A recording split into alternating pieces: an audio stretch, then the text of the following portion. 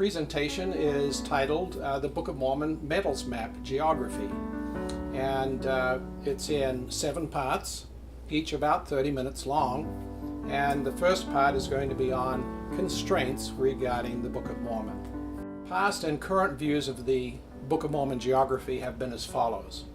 First of all, you had a continental view, such as with the prophet Joseph Smith, Brigham Young, John Taylor, and Wilford Woodruff, the first 4 prophets and presidents of the Church of Jesus Christ of Latter-day Saints. Their view was that the Book of Mormon peoples populated both North and South America. There also was a view at one time that perhaps it was more prominently in South America. Then we have what is now the predominant current view, which is that it occurred in Mesoamerica. And then there was another view that it was South and Central, and then a recent view that's come up called the Heartland Model, which tries to place everything that happened in the Book of Mormon within the eastern part of the continental United States, particularly the Mississippi, Ohio River valleys, and up into this Great Lakes area. So this is an overview of the various parts of the presentation. In this first one, part 1, we're going to look at general considerations. We're going to look at some of these very interesting new heartland evidences that are getting everybody excited, particularly those of us who are members of the church in the United States. But we're going to also look at Book of Mormon constraints as a historic document. We're also going to look at population growth and what does that tell us for this segment. And then we're also going to look at 4 Book of Mormon maps that are described by Mormon, and 3 of them described specifically by Mormon, and 1 described by Moroni. One of the things that's been exciting people lately, particularly in the United States, is the finding of some marvelous artifacts. For example, on your left side of the slide there, the mound builders, as they have called, in this case in the Ohio area, built some amazing structures and earthworks. This particular one is fascinating because you can see the Jewish menorah themes in there. And so, how did those get there? How is it that ancient Americans had these Jewish religious themes in the construction of this particular city? Another one here is this discovery in 1860 by David Wyrick in Newark, Ohio, where he found this inscribed stone in a burial mound about 10 miles south of Newark. The stone is inscribed on all sides with a condensed version of the 10 Commandments, but it's in a particular form of post-exilic, or meaning after the exile into Egypt and the liberation of the Jews there, or the house of Israel there. It's in these square Hebrew letters. The robed, bearded figure on the front is identified as Moses. So here, how on earth did this get in the Ohio? So that's an example of some of these exciting things. But here's another one that's well outside of the heartland area. This one is in New Mexico, and this is another example of inscribed in stone the 10 Commandments. And this is in New Mexico, and it's in a form of Hebrew that was found here first and later discovered in Israel. So now let's talk about what the Book of Mormon is not. Let's understand some of the constraints on the Book of Mormon in terms of a historic document. So Lehi, as he approaches his death, is recorded in 2 Nephite chapter 1. He talks about others from Jerusalem that would come to the Americas. Now, that could mean that it's not only Lehi and his family, the Lehites, but it could have reference, of course, to the Mulekites. But others could mean more than that. And so we don't know who those people are and what their history might be if there are others. even the Mulekites, prior to Lehi's descendants joining with them, we don't know much about their history. Also, we know from the Book of Mormon itself that it is not a complete history, that the prophets and others kept a record on the large plates of Nephi, which was far more extensive than what we have today in the Book of Mormon. So the Book of Mormon is not a complete history. It is also, interestingly, and this according to Mormon, it is not an account of the peoples who populated the land northward to an exceeding great distance, which had large bodies of water and many rivers. And that migration north began in 55 BC. And Mormon tells us that extensive records were kept by those people, but he didn't have room to put that information in his compilation of the Book of Mormon. So the Book of Mormon does not include a history of the people that went into the north countries. Also, it is not an account of the righteous Nephite civilization for 300 years immediately after the coming of Christ. That period is covered in one of the smallest books, 4 Nephi. And as you know, 4 Nephi only has one chapter, and it really doesn't say much of anything. So we don't know what occurred during that amazing time of great righteousness and advances probably in their civilization. Another thing that we can look at is we can try to answer the question, who were the Nephites? And when we look at that carefully, we realize that the Nephites themselves were essentially a minority. First of all, they were followers of the prophet Nephi, who founded their civilization in the Americas. We know that they followed Christ, and they adhered to the principles of liberty. They kept religious records. However, we also know from the Book of Mormon that they moved their faith and liberty communities steadily to the north to preserve their community and their beliefs from the Lamanite kings. We also know that the Nephites were abandoned by numbers of groups, such as the Zoramites, the Amalekites, and the Kingmen, who all went over to the Lamanites and warred against the Nephites. Again, this idea that the Nephites were, in essence, a minority.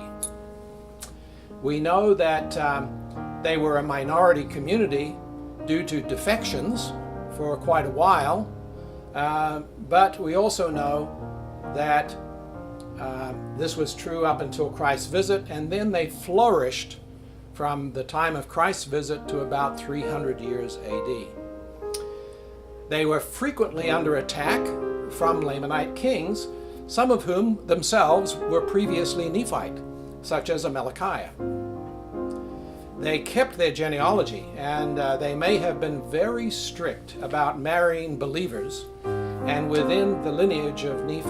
For example, we know that descendants of Nephi included Mosiah, Benjamin, Mosiah II, Alma the senior, Alma the younger, Helaman, Nephi, and Nephi the disciple of Christ, and his brother Lehi. Mormon also prided himself as being a descendant of Nephi, and this seemed to place him high in Nephite society, where he was named chief captain of the army. We know that they maintained their liberty and their more advanced technology and dominated the social position in the Americas until they became completely wicked, at which point they were then destroyed by a Lamanite king by the name of Aaron in 385 AD. All right, so now let's talk about population growth.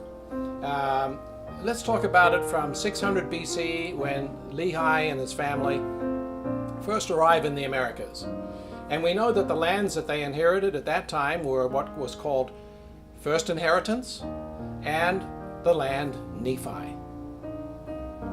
Well, if you do a population growth based on a 4% population growth, which is pretty aggressive, but considering that they were very much dependent on having children to be able to gather food, to raise food, to survive, that the high birth rates are more normal in those types of cultures.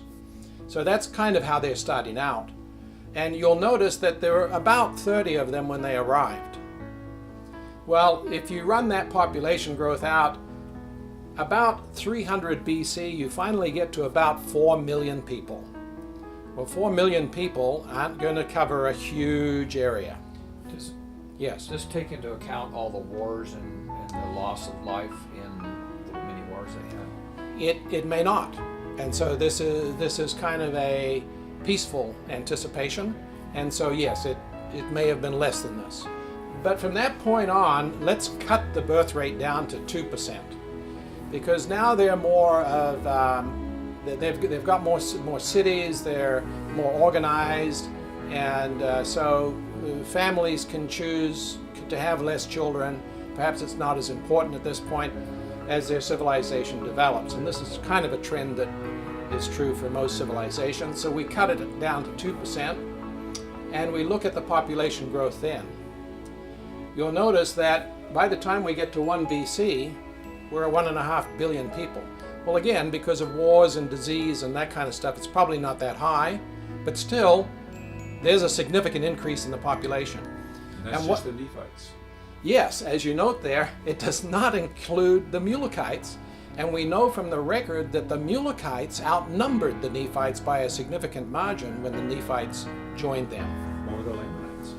Or No, this number includes Okay. growth from Lehi's family. So it would include Lamanites, and this would be in now the lands of First Inheritance and Nephi, but also Zarahemla and Bountiful. With a larger population, obviously people are going to move, expand, go out and find new places because it's becoming too crowded where they are. Okay, so that's going to force them to populate more areas. Now let's look at it another way.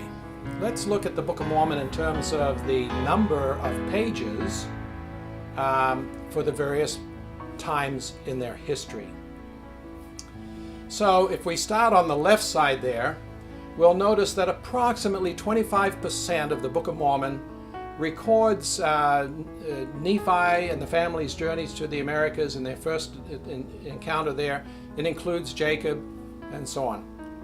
But then we get into this period from about 450 BC all the way up to about 150 BC, where you've got Enos, Jerem, Omni, and the Words of Mormon, which covers very little.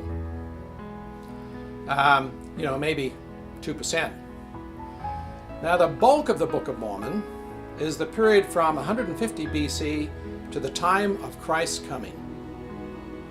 There you have Mosiah, Alma, Helaman, and 3rd Nephi, and you've got a significant amount of history in there. But notice that after that, we've got this long period of 300 years in 4 Nephi where you've got virtually nothing. And then you've got Mormon and Moroni, their books, likewise very small, don't contribute much to the history. Also, what is significant about this is when you consider this from Mormon's map, from his time. He divided the Nephites from the Lamanites by the treaty line that was at the border of Desolation and Bountiful in 350 AD. Everything north of there, Desolation and the many lands north, are represented here in the green. Everything else to Mormon was the land south. And the land south there is in that light yellow. And so there you have Bountiful, Zarahemla, Nephi, and First Inheritance. So that gives you a sense that the vast bulk of the Book of Mormon history is in what Mormon considered the land south.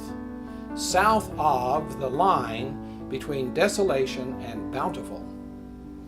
And also it was around 100, just after 100 BC that you start to get records of migrations north. Large numbers of people by land and also by ship. All right, so now we're going to take a look at, I talked about Mormon's map. Let's talk about the 4 maps that are described in the Book of Mormon. Interestingly, 3 of these are actually described by Mormon himself. He refers to a map that by which the Nephites kind of referred things, in their early history. And then he talks about the references that the Mulekites used. And then he describes, of course, his own map also. And then we have one from Moroni that describes where the Jaredite kings lived. The first map that Mormon talks about is the one that the Nephites used as a reference, what their references were. And basically you're talking about the area from First Inheritance and Nephi up to Zarahemla. So you'll notice here that First Inheritance is described as being by the West Sea. The land Nephi is referred to as being eastward and up. Up in the Book of Mormon refers to elevation. All right, so then between there and Zarahemla is this narrow strip of wilderness, this small neck of land between the East Sea and the West Sea. Now, this is all described, these maps are all described in Alma 22 by Mormon. So notice though that in different ways the Nephites in their records may have referred to Zarahemla as being north and Nephi being south. In some other references they may have referred to it as being Mulek to the north and Nephi-Lehi to the south. The next map is that which Mormon refers to as the one that the Mulekites referenced. Of course, they came in to the Americas and landed from the east into Desolation. And in Desolation, because it was desolate, they moved south into the highlands south. And that became Bountiful for them, and they also established Zarahemla, which was south of Bountiful. So their division was Desolation was north. Everything else was south to them. Now we look at Mormon's map. Now, at the time that he's recording, of course, he's already general over the armies, and he's starting to record things that are happening in his time. So his time reference is, and his map reference is quite different, because we'll learn that Mormon actually was born and raised up north, and he was brought down south by his father into the land Zarahemla. So he divides them up basically this way, based on a 350 AD treaty with King Aaron, where the Nephites were given the lands north of the boundary between Bountiful and Desolation. So Desolation and everything north of there, again, a land northward to exceed a very great distance with huge bodies of water and great rivers, that's north for Mormon. Everything else, including Bountiful, Zarahemla, all the way down, was given to the Lamanites and was referred to as the land south. There's one other map reference, and that's from Moroni. Moroni in Ether just puts an editorial note in there that the land Moron, where the Jaredite kings lived, was a little bit north of Desolation and by the West Sea. And so we have that reference with respect to the land Desolation. When we put these maps together now, let's also remember one other thing. We've got this Nephite migration northward over time, over the period of the Book of Mormon. There's this continual pressure of the Lamanites from the south pushing, ever pushing north. There's a significant period of time in the time of Alma and after that, where they're very concerned about the land north. And so they guard it very well to prevent the Lamanites from getting past them and getting up into the north countries. They wanted to preserve that for themselves. All right, so when we put these references, map references together, we get the Book of Mormon map that most folks will refer to. The only difference is that I separate the narrow neck of land with a narrow pass by the West Sea. I separate that from the narrow strip of wilderness which was described as a small neck of land between the sea east and the sea west. Remember, we also have, of course, out of Bountiful, we have Nephite migrations going north by land and also by sea.